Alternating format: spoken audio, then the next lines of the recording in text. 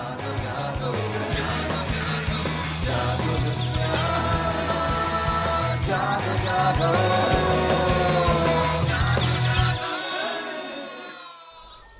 नाज़रीन, welcome back once again. जागो दुनिया की special episode, special live transmission आप देख रहे हैं लाहौर स्टूडियो से सुंदर जमील और फारूक हसन के साथ। नाज़रीन, एक बच्चा जो अपना देश छोड़ के पराए देश शायद इस वजह से गया कि वो अपने माँ बाप के अरमान को पूरा कर सके, अपने माँ बाप के ख्वाबों को पूरा कर सके, ताकि जब वो वतन वापस लौटे तो उसकी आंखों में वो चमक नज़र आए, वो उसकी आंखों में वो अरमान हो पूरे हुए हुए जो उसके माँ बाप ने शायद उसके लिए बचपन से देखे हों। लेकिन अनफॉर्चुनेटली हालात और वक्त उसका साथ ना दे पाए, और अब आज अली रज़ा हमारे दरमियान नहीं मौजूद है, मगर रह गई हैं तो सिर्फ उसकी यादें। और आज उन्हीं यादों को तरोताज़ा करने के लिए अली रज़ा की पूरी फैमिली हमारे साथ मौजूद है। और आंटी से हम बात कर रहे थे फारूक जी। माँ जी, अली ने किसी ख्वाहिश का इजहार किया हो आखिरी मरतबा जब आपसे बात हुई हो, या कोई ऐसी बात जो उसकी पूरी ना हुई हो? जी, उसने पाकिस्तान वापस आने की बहुत ख्वाहिश की थी, शिद्दत से। वो बहुत उदास था। इरम, आप भी स्टूडेंट वहाँ पे, आप किस फैकल्टी में वहाँ पे? मैं मेडिकल में हूँ। ओके। और मैं अभी 4th ईयर में प्रमोट हुई हूँ। ठीक, ओके। अच्छा, आपसे ये जानना चाहूँगा कि ये जब वाक़यात हुए, स्पेशली आप खातून हैं, तो उस हवाले से आप लोगों का क्या मोडस ऑपरेंडी था? आपको कैसे पता चला और आप कहाँ पे कलेक्ट हुई, और क्या वहाँ पे मौजूद जो पाकिस्तान एम्बेसी थी उसने ताउन किया, कोई उसने एक फादरली फिगर का किरदार अदा किया? हम लोग उस वक्त शाम तक बिल्कुल हालात नॉर्मल थे। रात को हम लोग सो रहे हैं तो अचानक 1-2 बजे के बाद से ये फायरिंग शुरू हुई। हम 2 गर्ल्स रहती थी, हम लोग फ्लैट में रहती हैं, और फिर हमारे सीनियर्स ने हमें कॉल किया कि आप लोग अपनी विंडोज़ दरवाजे सब लोग लॉक कर लीजिए कि हालात ठीक नहीं है, उज़्बेकिस्तान में कुछ मसला बन गया है, तो घरों से आप लोगों ने बिल्कुल नहीं निकलना।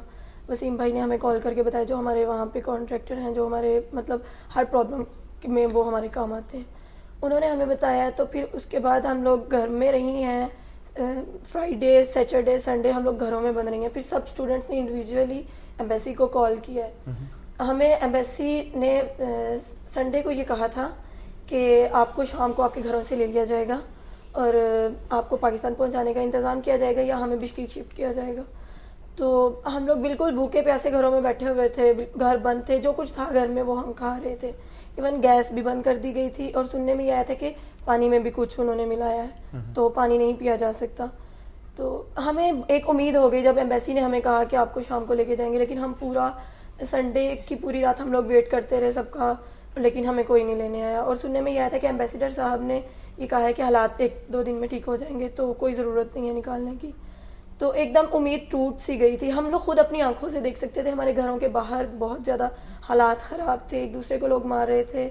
और लेकिन तब तक फिर भी हम लोग एक हौसले से बैठे रहे। लेकिन जब हमें पता चला कि अब हमारे एक पाकिस्तानी भाई की डेथ हो गई है, उनको गोली लगी है, वो शहीद हो गए हैं, तो बिल्कुल हिम्मत टूट गई थी कि अब पता नहीं हमारे साथ क्या होगा, हम अपना मदरलैंड कभी देख भी पाएंगे या नहीं देख पाएंगे। गनी साहब, हमारा वक्त हमारे पास थोड़ा है, आपसे एक फाइनल कंक्लूडिंग रिमार्क लेना चाहूँगा इस सारी सिचुएशन के हवाले से। मैं नहीं समझता कि वहाँ के हालात बेहतर होंगे, जैसा कि अभी आकब ने बताया कि प्राइम मिनिस्टर साहब ने कहा है कि हम अपने इन स्टूडेंट्स को अकोमोडेट करने की कोशिश करेंगे।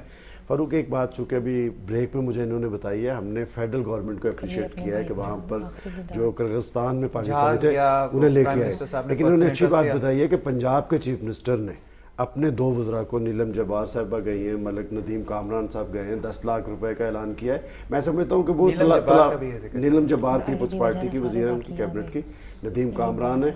ये अच्छी बात है, फेडरल गवर्नमेंट ने अपनी जिम्मेदारी पूरी की है, चूँकि ये लोग शोरकोट के रहने वाले हैं। तलाफी तो नहीं हो सकेगी, लेकिन हुकूमतों ने अपनी जिम्मेदारी का एहसास किया है। मैं समझता हूँ कि इनकी वापसी की बजाय हुकूमत को ये जिम्मेदारी भी अब सर अंजाम देनी चाहिए कि ये जो हमारे स्टूडेंट्स वापस आए हैं इनको अकोमोडेट किया जाए तालीमी इदारों में, क्योंकि इनका कोई कसूर नहीं है जी। जिस तरह के हालात पैदा हुए हैं, ये तो हालात का शिकार। और दस्तली तसादम जब शुरू हो जाए जी, वो उसकी बुनियादें ऐसी बन जाती है कि वो मरला वार फिर लाजमी।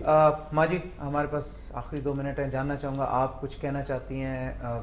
बहुत से लोग इस वक्त ये प्रोग्राम देख रहे होंगे, उस हवाले से कुछ कहना चाहती हैं इस पूरे वाक़े के हवाले से? मैं ये कहना चाहती हूँ कि जो उधर के हालात थे, ये तो बिल्कुल नामुमकिन था कि मेरे बेटे की डेड बॉडी मुझ तक पहुंचती।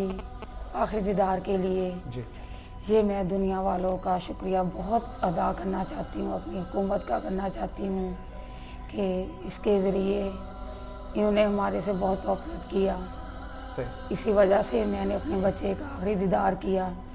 اور علی رضا شہید کی وجہ سے جو اتنے بچے ادھر سے بچ کے آئے ہیں, یہ سارے علی رضا کی وجہ سے آئے ہیں. علی رضا نے اپنی شہادت دے دی اور ان بچوں کو بچا لیا.